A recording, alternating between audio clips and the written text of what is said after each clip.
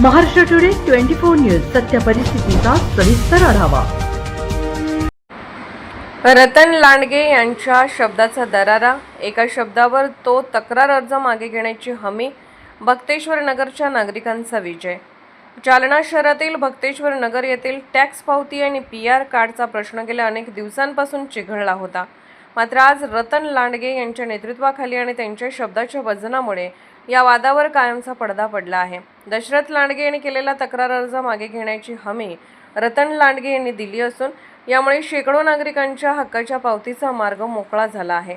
भक्तेश्वर नगरमधील PR card आणि tax पावतीच्या प्रश्नांसह अन्य मागण्यांसाठी आज मोठ्या संख्येने महिला आणि नागरिक रस्त्यावर उतरले होते।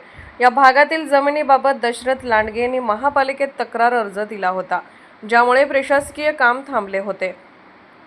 वातावरण तापलेले असताना नेताजी सुभाषचंद्र बोस सेनेचे संस्थापक अध्यक्ष रतन लांडगे यांनी या प्रकरणात मध्यस्थी केली। समाजातील आपला शब्द आणि दबदबा वापरत त्यांनी थेट दशरथ लांडगे यांच्याशी संवाद साधला। रतन लांडगे यांनी टाकलेल्या शब्दाचा मान राखत दशरथ लांडगे यांनी आपला तक्रार अर्ज मागे घेण्याचे मान्य केले। रतन लांडगे यांनी मीडियाशी बोलताना सांगितले, अनेक वर्षापासून रखडलेला टॅक्स पावतीचा प्रश्न रतन लांडगे यांच्या केवळ एका शब्दामुळे सुटल्याने नागरिकांनी आनंद व्यक्त केला। आता भक्तेश्वर नगरमधील रहिवाशांना PR कार्ड आणि मूलभूत सुविधा मिळण्यात कोणताही कायदेशीर अडथळा उरलेला नसल्याने नागरिकांनी समाधान व्यक्त केले। जालना शहरात रतन लांडगे यांच्या शब्दाला किती वजन आहे हे आज पुन्हा एकदा सिद्ध झाले आहे। आपल्या चुलत्यांना समाजाच्या हितासाठी राजी करून रतन लांडगे यांनी भक्तेश्वर नगरच्या जनतेला मोठा दिलासा मिळवून दिला आहे। यामुळे परिसरात रतन लांडगे यांच्या नावाचा जयघोष होत आहे। महाराष्ट्र टुडे मराठीसाठी ब्युरो रिपोर्ट विलास गायकवाड, जालना। भक्तेश्वर नगरहून बोलते। आम्ही एवढे गोरगरीब इथे इतके वर्ष 20-20 वर्ष झाले, आम्हाला 20-20, 25-25 वर्ष झाले तेव्हापासून इथं राहतो आम्ही। एवढे तकलीफ उचललेली इथं, आणि आता दुसरे लोक येतात आणि म्हणतात तुम्ही घर खाली करा। नाही खाली केलं तर आमच्यावर बोलतात बुलडोजर आणि गपचिप हे बसवितात मिटिंगी, आणि तुम्हाला 1 BHK रूम देतो म्हणते, आणि ते लोकांच्या जागेवर देते। आम्ही कसं काय कुठं काय करावं? आम्हाला आतापर्यंत लांडग्याच्या बरोबर याच्यासाठी आम्हाला हे झाली होती, गलतफहमी झाली होती रतन लांडगेच्या बद्दल, तर माझी ती दूर झाली। आता मी त्याच्यासाठी हे करते, आणि मला जास्त बोलायचं नाही। आमच्या आता लोक आमच्या दारात आले नाही पाहिजे, आणि आम्हाला धमक्या नाही दिल्या पाहिजे। जेव्हा बी येते आम्ही मारून टाकू म्हणते। आता आमच्या समजा आम्ही रात्री झोपलो, आम्हाला जर कोणी मारून टाकलं तर आमच्यासाठी कोण उठणार आहे? दगडा फेकते पत्रावर। मी नेताजी सुभाषचंद्र बोस संघटनेचा संस्थापक अध्यक्ष रतन आसन लांडगे।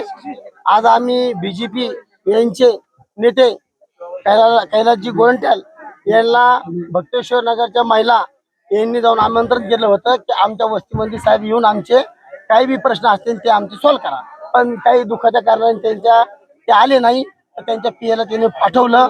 आम्ही त्यांच्या PA समोर निवेदन मांडलं की आम्ही इथं पूर्वीपासून राहतो, आमच्या बापदादाची कुळची जमीन आहे, आमच्या जमिनीचे कोर्टामध्ये केस चालू आहे, आणि महानगरपालिकेने जे जालन्याला जे अर्ज यादव गोपाल ह्या माणसांनी अर्ज दिलेला आहे की 474 मध्ये पत्राच्या शीटचे अतिक्रमण केले आहे, याची चौकशी करून अहवाल देणे महानगरपालिकेला।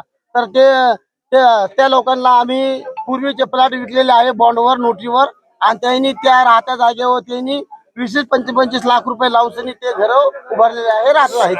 ते मालकी हक्कीची जमीन आहे, आमच्या नावावर जुनी रजिस्ट्री आहे।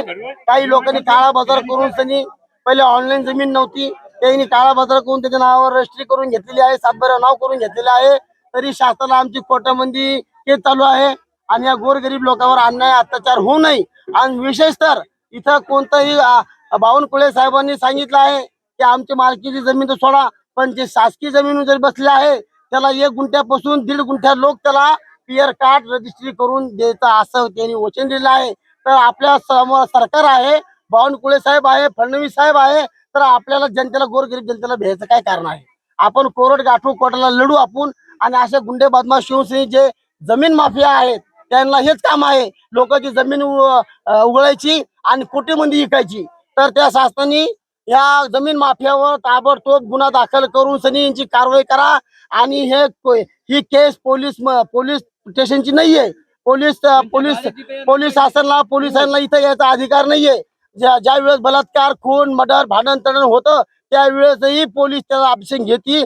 जमिनी मंदल वाद असतो तो कोर्टाचा असतो. तर आमची नम्र विनंती आहे पोलिसांना पण ह्या जमिनीमध्ये हस्तक्षेप तुम्ही करू नये आणि गोरगरिबाला तुम्ही त्रास देऊ नये आणि गुंडे कोण आणि जमिनी माफिया कोण तुम्ही कथाही येऊ नये. तर तुमचाही आम्ही निषेध करू.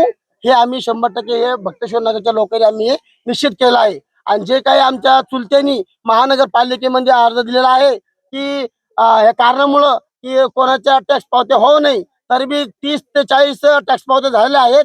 पण ते अर्ज दिल्यामुळं काही लोकांच्या टॅक्स पावत्या होत नाही. म्हणून सनी तो अर्ज वापस घ्यायची आम्ही हमी घेतली आहे. आणि आम्ही अर्ज वापस घेतल्यानंतर 100% महानगरपालिकेमध्ये गोरगरिबांचे टॅक्स पावत्या सुरू होतील. आजच महाराष्ट्र टुडे 24 न्यूजला सबस्क्राईब करा आणि सत्य परिस्थितीचा सविस्तर आढावा पहा.